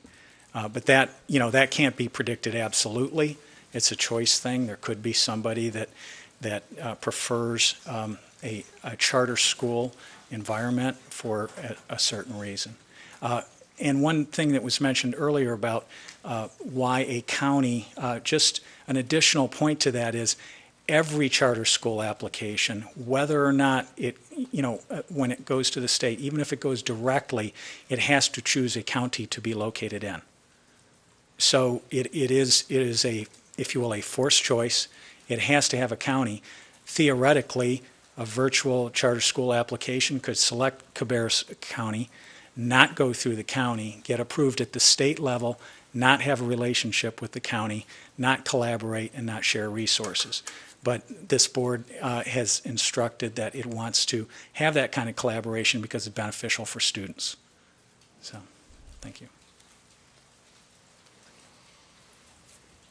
Ms. Blackwood, are you okay?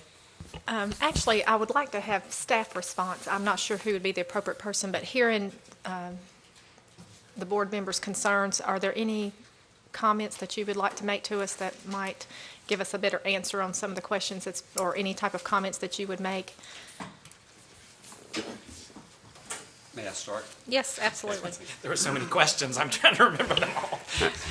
I think you are dissecting this issue just exactly the way you should. You're looking at the pros and cons, and you're forced with making some decisions that you typically aren't asked to do.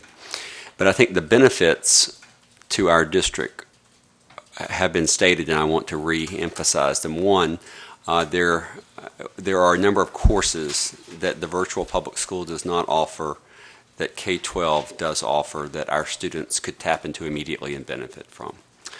When I'm thinking of conversations with Karen and Joe, it's largely along the lines of foreign language and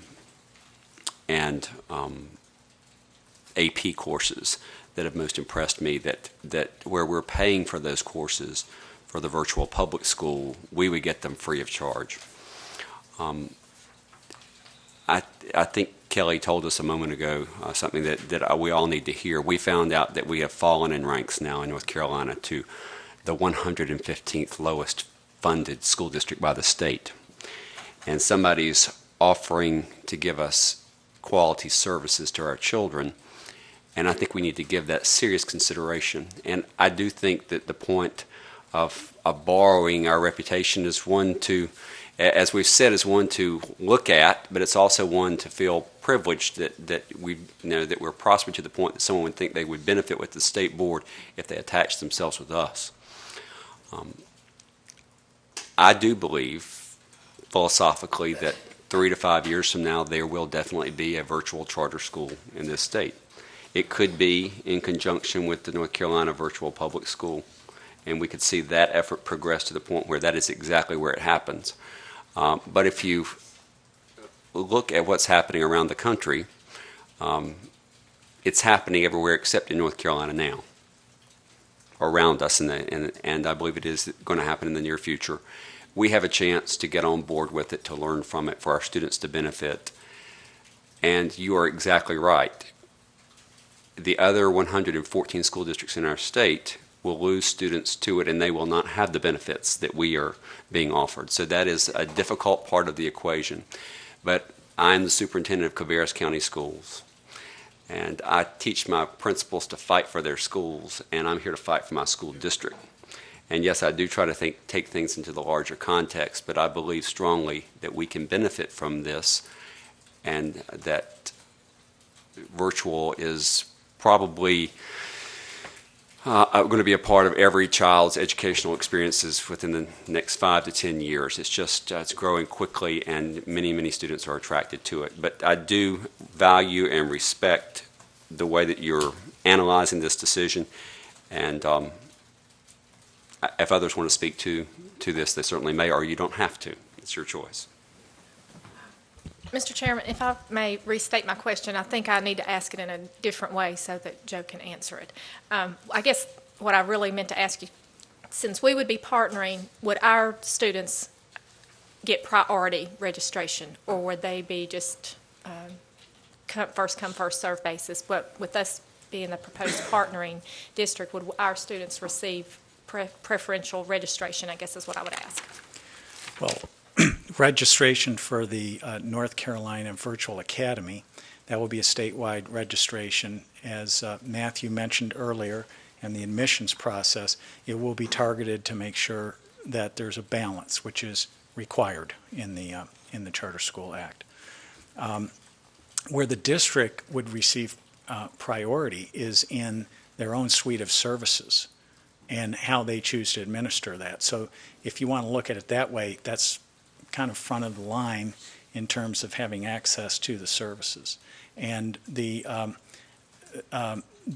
board of the North Carolina Virtual Academy is proposing that they negotiate with the district to offer that in consideration for advisory collaboration, things like that, in a way that makes sense for the district. So you design your program, customize it, and that is provided to the district for free.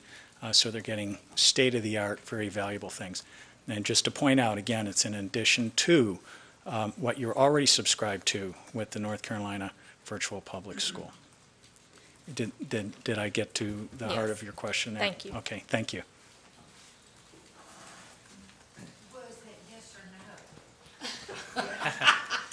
I might be able to clarify. No. In terms of registering for the public school, ours would not get any kind of preferential treatment. They would follow the state registration expectations for the charter school. Well, what I'm saying... Can you get Mike? Please explain. What I'm saying is if there was a Spanish class offered, are our students going to be able to get in it, or are they not going to be able to get in it? That's where, because that was one of my questions. Because I'm asking the same thing. Are they just going to be left out in the cold? That's what I'm wanting to make sure, because that was one of my questions. Would our students get first, or are they going to be left out? I want to make sure that, you're saying we're going to be able to get those courses, but I just want to make sure that they would be able to get those courses. And that's a great question. Or is it going to be, sorry, it's kind of like the airlines. You got you got free days, but I'm sorry, they're blacked out. Absolutely, okay? We solved it in that case. So unfortunately, there are two answers to your question, so we just want to make sure that we're articulating appropriately. All charter schools, I don't care what state you pick, Alaska, Hawaii, all charter schools are governed by some federal mandates. And the U.S. Department of Ed has put out lottery requirements. So if a charter school has a set number of enrollments, let's say 1,500 for a year, and that's their designated number of seats for full-time students that a charter school can have, and they get 1,502 applications. By federal law, that charter school is required to do a blind, unanimous lottery. There's absolutely no way to get out of it unless we want to say, no, we don't want any Title I funds or, no federal funds. That's the only way you can get out of the federal requirements. And then I'm sure they still have a way to make you comply. But the courses that Mr. Chisholm was talking about, if Cabarrus County had a student that was interested in taking Spanish 4, and it is not already offered by the North Carolina Virtual Public School, maybe the North Carolina Virtual Public School only goes up to Spanish 3, and you have a very gifted student interested in Spanish 4, and K-12 through North Carolina Learns can offer Cabarrus County School District student Spanish 4, yes, they would have a priority of getting a seat. So I'm hoping I answered that in both ways of which you were looking for that information. Okay, Does okay. that make sense? Yeah, all Great. right, we got that one. Thank you. All right, I got my other ones. Okay, all right, just point blank, have you gone to any other school systems before you gave us the wonderful opportunity?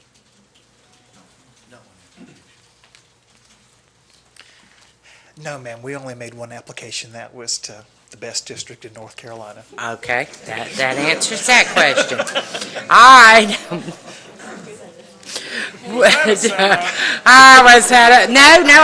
I wrote my questions in.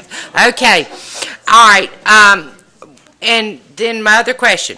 Would you have a place, and this was a question I asked, would you have a place that a parent could go for a parent conference or 101s for students? Yes, ma'am, there's going to be a lot of parent and teacher interaction. May I ask Karen to come back up and explain the full process to you? So there is a tremendous amount of opportunity for parent and student and teacher interaction. So the school will have a physical administrative office, which we would invite parents to come to, but because it's a statewide program, we need to be available across the state. So as students, as we're looking throughout the school year, if a student falls into a very deficit area in their learning, and they're in a high school Algebra 1 course, and they're not turning in assignments, they're not showing up for synchronous sessions, or the mom is or dad or caring adult that's working alongside the student is having problems helping the student, we will set up opportunities for the parent and the teacher and the student to meet at neutral locations, YMCA, libraries, community centers. So we will set up a lot of opportunities that are very student specific.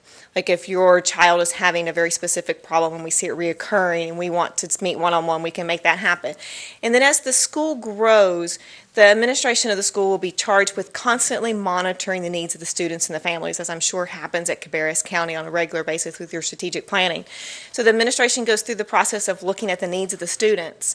And if it is a growing need, and we're seeing a population of very low-performing students, we typically see a large number of students that are coming to virtual academies to get interventions. Maybe they've fallen behind in math, and they're 2 grade levels behind in math, but they're doing okay in other areas.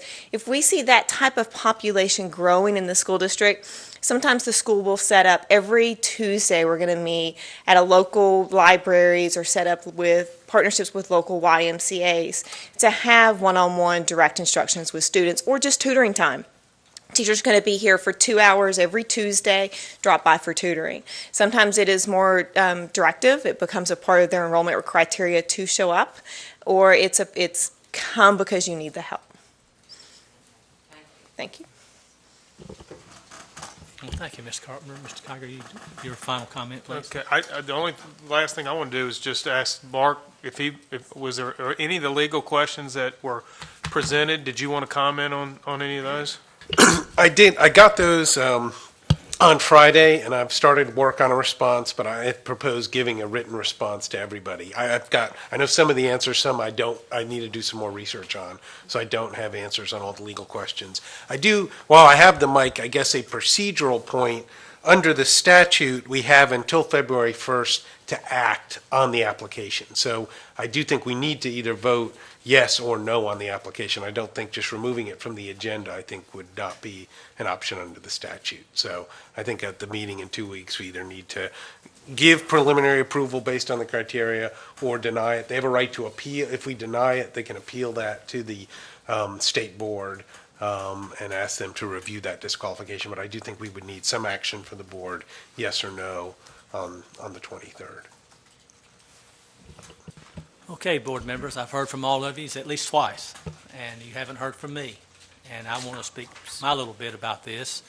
And as all of you know, I did talk with you briefly, and as you all know, I didn't try to convince you one way or the other because I wanted it to be your decision and our decision as a board as to which way we went. And I think that's the diplomatic way of doing it. And we can all speak our piece and vote our heartfelt opinions of the way we think that it should go. But as I looked at this, and by the way, I was one that read the 399-page contract. I did read it, the whole thing, word by word. And I had a lot of questions and a lot of concerns. Some of them I addressed and some of them I didn't because it was so many. But, as we look at education for the last 100 years, it definitely has evolved a long ways from the one-room classroom way out in the country somewhere that was most of the time shared with a church facility. And it's evolved to where we have multi-level, gigantic schools with thousands and thousands of students now. And so it has evolved, and the North Carolina virtual subject that we're talking about and that we're going to be expected to vote on, it's definitely non-traditional. It's going to change the way that children are educated. The internet, the World Wide Web opens many doors for people in general. Students, you can give a student an iPad and within a matter of a few minutes, he can tell you, everything there is about it. You give it to me, it'd take me a week to learn it.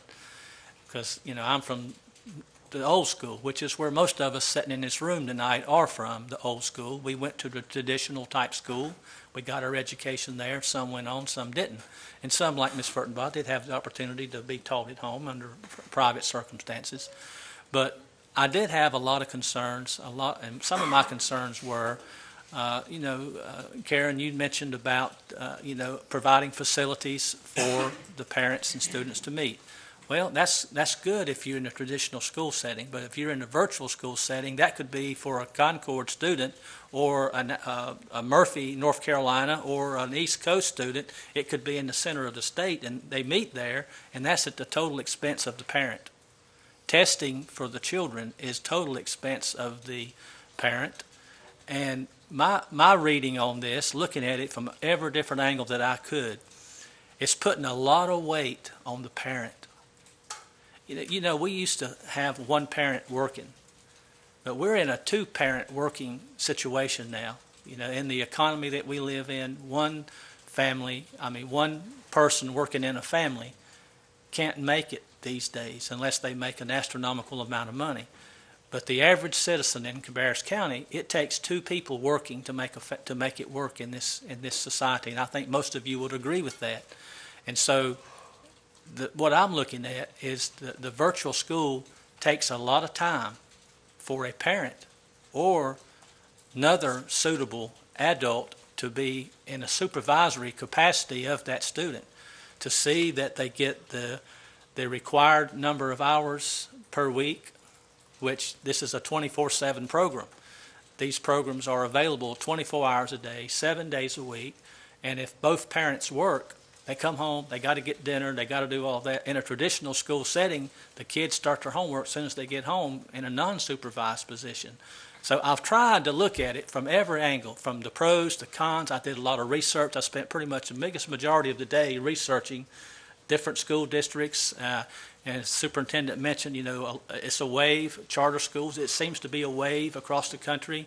I looked at a map there today that showed that the majority or a good portion of the states that have decided to do a virtual charter school is on the West Coast and in the Midwest and in the North Mid-Atlantic region. In our particular area, I think there's 27 states that currently have a virtual school and possibly 29. And then if we did it, I would assume we would be the 30th, I would assume, in the United States. But when you look at, when I looked at the budget, for example, was it like an $18 million budget for the first year based on 2,750 students. And the total personnel for that was 81 personnel, 15 of which were administrators and staff type personnel, and 66 teachers. And you look at 2,750 potential students, and you break that down to 66 teachers, you're looking at 41 students per teacher. And, we strive for half that at the very least, in traditional school. And then another thing that I looked at was, it's 24/7. How does all 66 teachers work 24/7? And do all 2,700 children, are they on the system at the same time? Well, obviously it wouldn't be, because that just couldn't happen. But I have questions about the teacher to student ratio. I have concerns about the expense that would be put on to the parent again. and, to make sure that they get to where they're supposed to go. I have questions about the socialization of the children, how do they mingle? How do they meet with each other like in a traditional high school? They have the ball games, they have the clubs, they have all the different things that virtual school cannot offer that. You can offer it online, but we got Facebook, we got Twitter, we got all these other things here where the kids get social activity. But when it comes to school, a virtual school, I just don't see where all that's going to happen. But anyway, that's just a few things that I wanted to bring, from my perspective of looking at the application, looking at what the board members have had to say and all that. And so with that being said, we're going to come down to the question now, and that is, which direction does the board want to move? We can put it on the action agenda for more discussion next, when we meet on the 23rd. At that time, maybe we'll have some more information from Mr. Enrique, our attorney. We maybe have some more information from staff and from the board there with North Carolina Virtual Academy. And so we can move in that direction. Or if you feel like that we've got enough support for it, we can move to the consent agenda. Or we can do, as Ms. Furtenbaugh said, and we wouldn't go any further than here tonight. So it's at the board's pleasure, and I'm going to leave it up to the board. So which way do you propose? Mr. Chairman, can I ask for clarification more, attorney? I don't understand why we have to make a decision. This is an optional activity. This is not. No, you are required, they have a right to submit an application to Cabarrus County Board of Education as a chartering entity. Okay. And provided that's submitted by November 1st, this one was submitted on November 1st, then the chartering entity that receives a request for preliminary approval must act on that request by February 1st of the following year. So they have submitted the request for preliminary approval. You're required to either approve that preliminary approval, in which case it goes to the state board, or deny preliminary approval, in which case it does not. They could then appeal that decision to the state board. So the statute requires some action by us one way or the other to either grant approval or deny approval. And the statute sets out the basic criteria, much of which is reflected in the rubric. But it says that the chartering entity, which is us, shall give preliminary approval if you determine that three things. One, the information in the application meets the requirements set forth in the statute. Two, that the applicant has the ability to operate the school and would be likely to operate it in an educationally and economically sound manner.